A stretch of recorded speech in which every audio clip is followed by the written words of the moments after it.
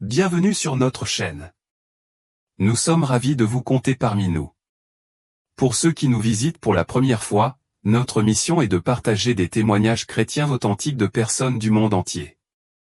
À travers ces histoires, nous souhaitons diffuser le message profond et transformateur du royaume de Dieu. Nous nous concentrons sur les récits personnels liés à Jésus, à l'au-delà, au paradis, à l'enfer et à d'autres thèmes ancrés dans la Bible. Chaque semaine, nous partageons ces histoires captivantes 2 à 3 fois pour vous inspirer et vous élever. Nous vous invitons chaleureusement à faire partie de cette famille grandissante en vous abonnant à notre chaîne. Que les bénédictions de Dieu soient sur vous pendant que vous le faites. Aujourd'hui, nous vous apportons une histoire fascinante de l'une de nos chères contributrices, une sœur en Christ qui a reçu une révélation des événements à venir en 2025. Nous vous encourageons à rester jusqu'à la fin pour absorber pleinement cette expérience remarquable.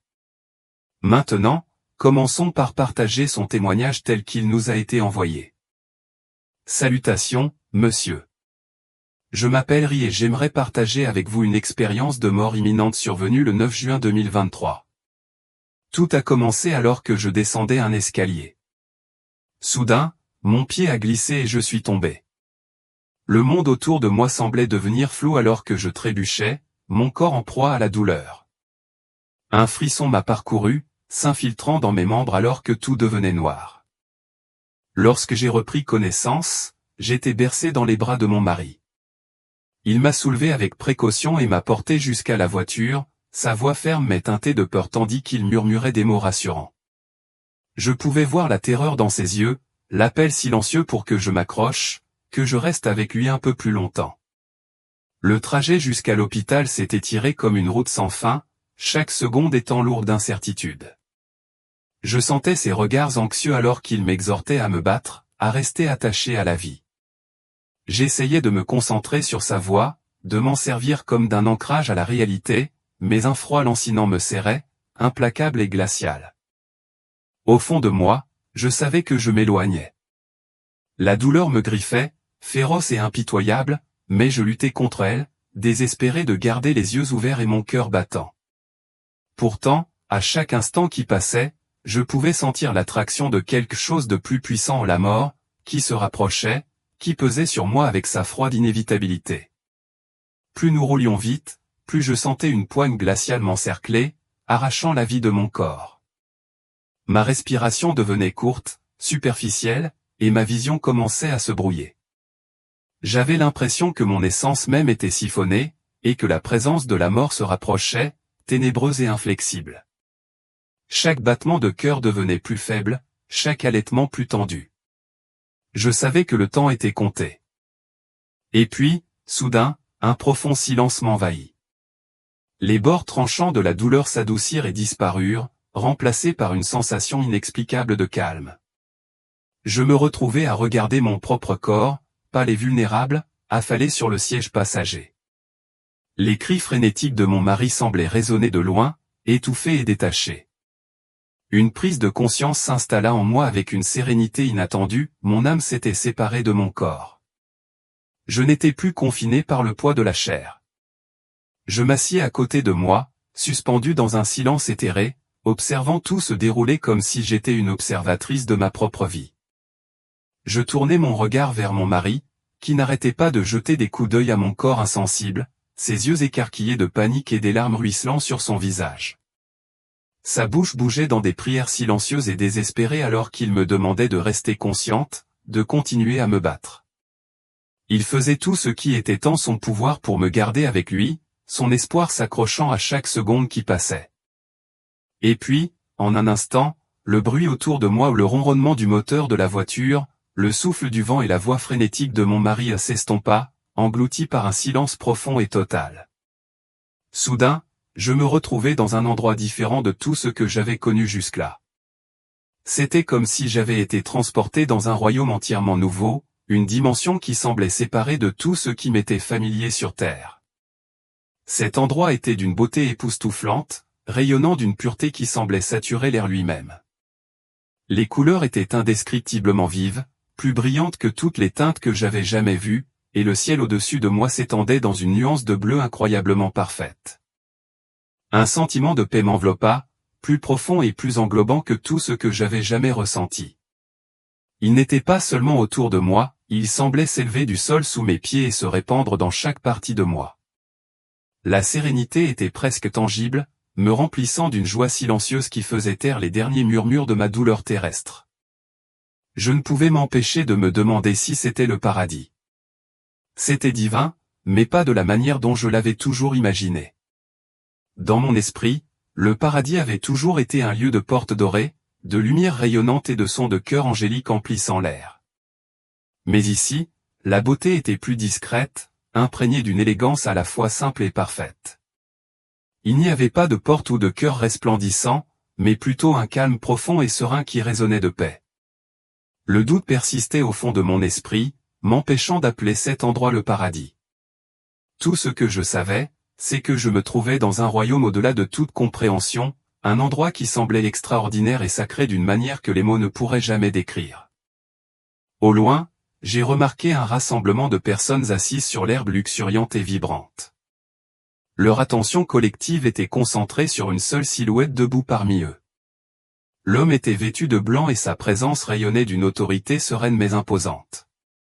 Il parlait d'une voix qui, bien que douce, portait un pouvoir indéniable, attirant toute l'attention de tous ceux qui l'entouraient. Bien que je ne puisse pas entendre ces paroles d'où je me trouvais, je pouvais sentir la sagesse et la profonde gentillesse qui émanaient de lui. En regardant plus loin, j'ai réalisé qu'il y avait de nombreux groupes similaires dispersés dans cette belle étendue, chacun avec le même homme en blanc en leur centre. C'était comme s'il pouvait exister à plusieurs endroits simultanément, enseignant et guidant chaque rassemblement avec la même attention inébranlable. Étrangement, personne ne semblait surpris par ce phénomène. Ils l'écoutaient avec une intensité qui montrait une profonde compréhension et une paix intérieure reflétée sur leur visage. Un profond désir s'est empli de moi, me rapprocher de cet homme et comprendre ses enseignements. Rassemblant ma détermination, je me suis approché d'un des groupes et je me suis installé dans un espace ouvert parmi eux. Alors que je m'asseyais et que je reportais mon attention sur l'homme en blanc, il a commencé à parler, ses mots clairs et résonnants. Il a parlé de choses à venir, se concentrant particulièrement sur l'année 2025. Sa voix tissait une tapisserie d'images qui semblait prendre vie devant nous. Des scènes se sont déroulées, révélant des aperçus du monde tels qu'ils pourraient être des paysages familiers modifiés par des événements futurs. Il y avait un équilibre délicat dans la vision, un mélange d'espoir qui brillait de mille feux et d'une ombre subtile de pressentiment qui le tempérait. La vision s'est déroulée dans des détails saisissants, me laissant bouche bée. Cet endroit, avec sa beauté impossible et son sage professeur, offrait un aperçu de vérité bien au-delà du royaume que je connaissais autrefois. L'air était chargé de sens tandis que j'étais assis parmi les autres, me sentant à la fois réconforté par l'espoir véhiculé et méfiant face aux défis que l'avenir pourrait nous réserver. La vision révélait un mélange complexe de progrès et de réussite, contrastant avec des épreuves et des perturbations importantes. L'homme en blanc, avec sa voix calme mais autoritaire, tourna son attention vers le sujet du manque de pardon.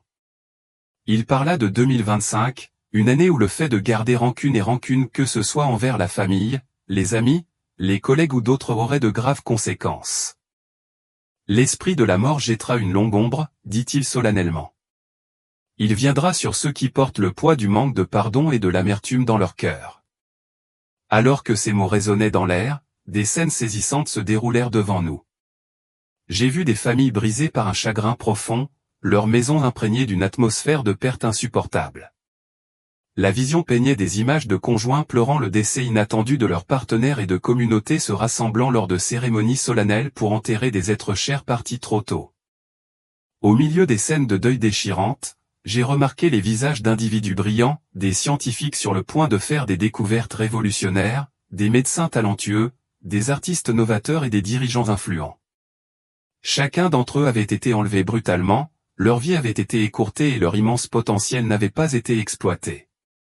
Le vide laissé par leur absence était palpable, un témoignage silencieux de leur contribution qui ne se verrait jamais. Ce fut une tragédie profonde et collective, non seulement pour leur famille, mais pour le monde, qui avait été privé de leur sagesse et de leurs dons. La leçon était claire, l'incapacité à pardonner avait scellé leur destin, entraînant des conséquences dévastatrices qui se répercutaient bien au-delà de leur propre vie. La perte pure et simple était stupéfiante, rappelant à quel point le manque de pardon pouvait silencieusement priver le monde de tant de lumière et de promesses. La vision changea à nouveau, révélant cette fois une scène solennelle où d'innombrables âmes faisaient la queue, chacune attendant son heure de vérité. L'atmosphère était lourde de remords et de chagrin alors qu'ils réalisaient, bien trop tard, l'importance profonde du pardon. Le regret assombrissait leurs expressions tandis qu'ils avançaient lentement, entrant un par un dans la lumière du jugement. La file semblait interminable, chaque âme accablée par le poids des opportunités perdues et des décisions non prises. La partie la plus obsédante de la vision arriva ensuite. Je vis les âmes qui n'avaient pas pardonné, envoyées dans un royaume de tourments. L'enfer se révéla non seulement comme un gouffre de feu, mais comme un endroit où la souffrance était tissée à chaque instant, un royaume imprégné d'un désespoir sans fin. Des cris d'angoisse résonnèrent dans l'obscurité suffocante, une cacophonie de douleur qui résonnait sans fin. En regardant cela, l'homme en blanc pleura, sa tristesse évidente alors que ses larmes se mêlaient à celles des condamnés. La vue de leur souffrance le déchirait, une douleur aussi réelle que si c'était la sienne. La scène s'attarda et l'air autour de nous devint épais sous le poids du chagrin et des conséquences. L'homme en blanc parla enfin, sa voix chargée d'émotion et ses yeux brillants de larmes qui coulaient librement. Il était clair que l'agonie d'être témoin d'un tel tourment le blessait profondément, ce qui témoignait de sa compassion sans bornes.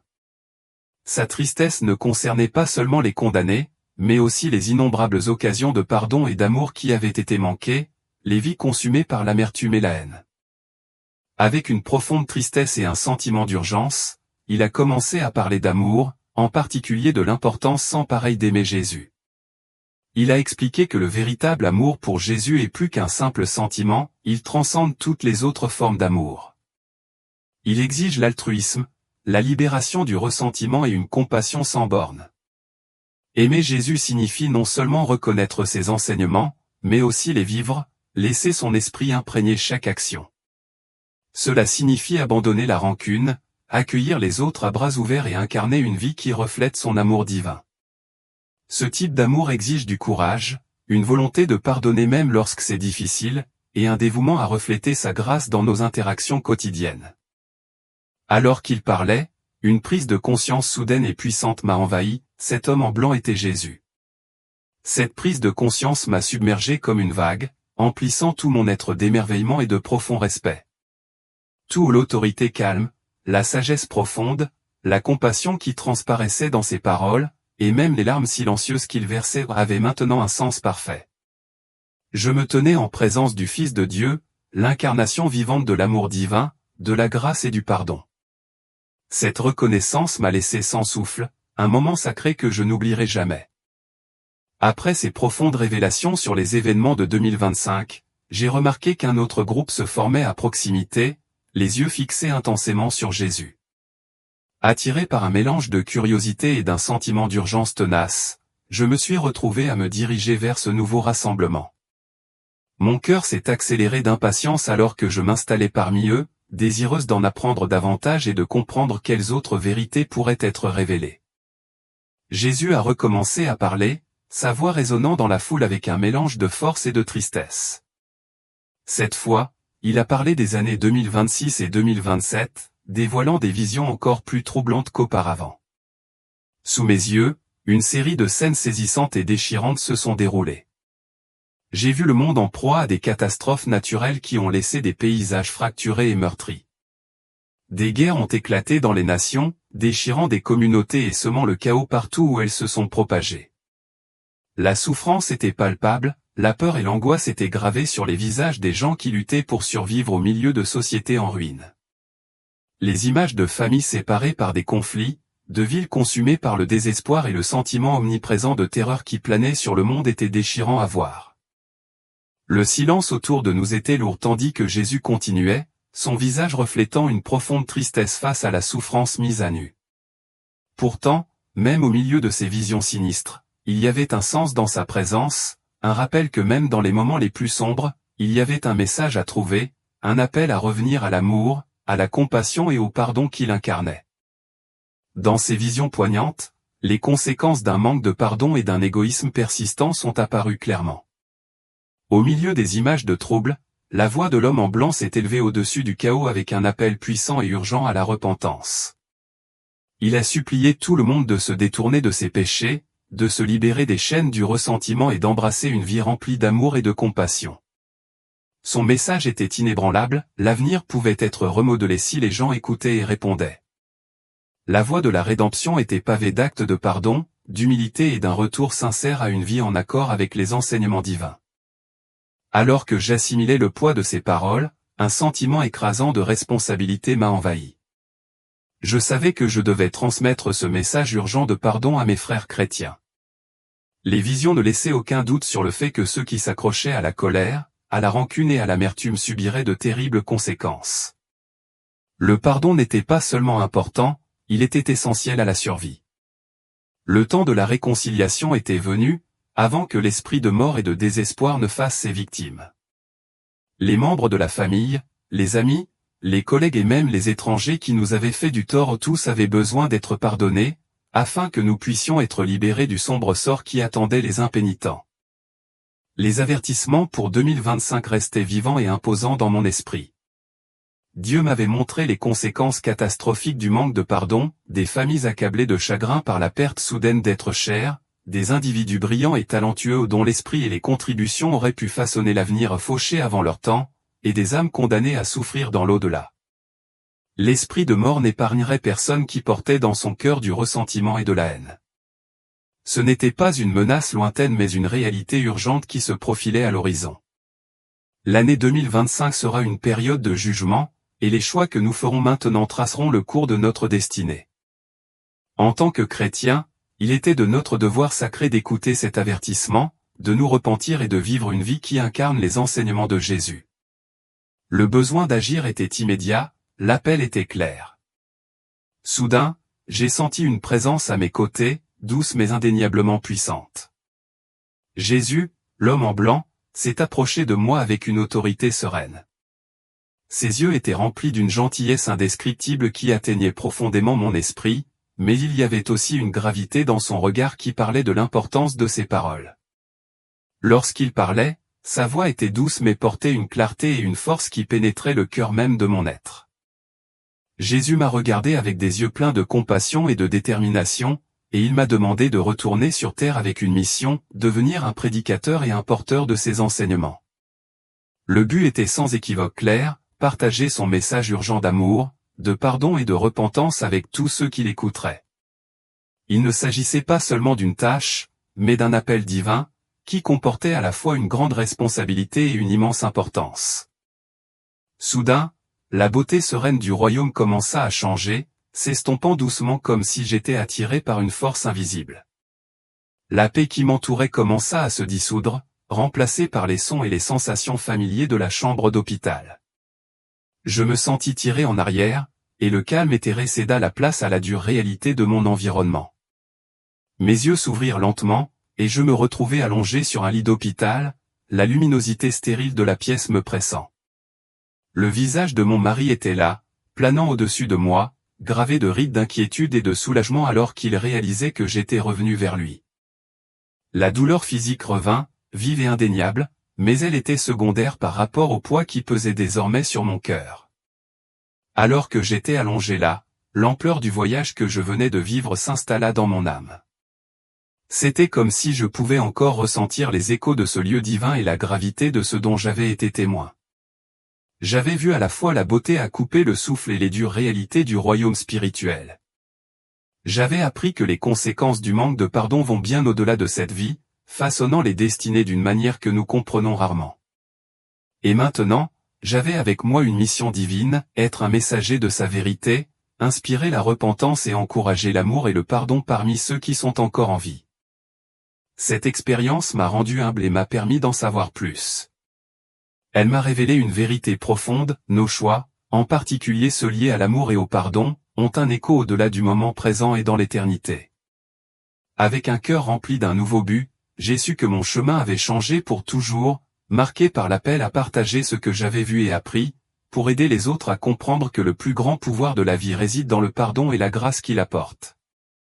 Chaque jour, sans faute, je remercie Dieu pour sa miséricorde infinie. Mes matinées commencent toujours par une prière de gratitude et de supplication. Je remercie Jésus pour la révélation qu'il m'a permis d'observer, pour la clarté qu'il m'a apportée et pour m'avoir accordé l'opportunité de revenir et d'accomplir la mission importante qu'il m'a confiée. Je lui demande la force et la sagesse pour mener à bien cette mission avec un dévouement sans faille. Je prie pour avoir le courage de parler avec audace et les conseils pour atteindre les cœurs, inspirant une transformation à travers le message qu'il m'a donné. À tous ceux qui écoutent mon témoignage, je vous exhorte, si vous vous accrochez encore au manque de pardon ou à l'amertume, c'est le moment de vous repentir et de vous libérer de ces fardeaux. Laissez l'amour de Dieu remplir votre cœur et étendez cet amour les uns aux autres. Si vous n'avez pas encore reçu Jésus-Christ comme votre Seigneur et Sauveur, je vous encourage à le faire maintenant. Acceptez son amour infini, qu'il vous a toujours offert, et reconnaissez vos péchés et vos défauts. Confessez-le comme votre Seigneur et Sauveur, et invitez-le dans votre vie pour commencer le beau voyage de la rédemption et de la transformation. Et avec cela, mes amis, nous arrivons à la fin de cette expérience profonde partagée par notre chère sœur. Si ce témoignage a touché votre cœur, veuillez aimer et partager cette vidéo pour aider à diffuser ce puissant message. Si vous êtes nouveau sur notre chaîne, n'oubliez pas de vous abonner pour être informé des expériences futures. Jusqu'à ce que nous nous rencontrions à nouveau, soyez bénis et que l'amour de Dieu vous guide à chaque étape du chemin.